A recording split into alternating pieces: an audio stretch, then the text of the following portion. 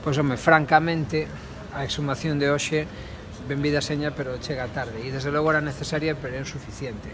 Para nós, unha restauración da memoria democrática do noso país pasa, en primeiro lugar, pola anulación dos xuizos políticos do franquismo que condenaron a xente como Alexandre Bóveda a un vil asasinato dándolle forma de legalidade cando non o era.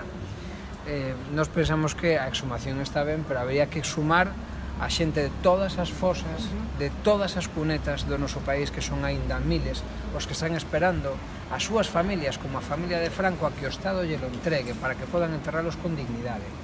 Tamén era un bo día para recordar que había que poñer fin aos privilexios da casta franquista. Para empezar, a familia, unha recuperación inmediata e sin indemnización do Pazo de Meirás, por se disfrutaron bastante do Pazo de Meirás durante todos estes anos, tamén da Casa Cornide, tamén das estatuas de Abraham e Isaac, pero tamén de todas esas impunidades da casta franquista da que se siguen beneficiando hoxe día, igual que dos privilexios da Igrexa Católica.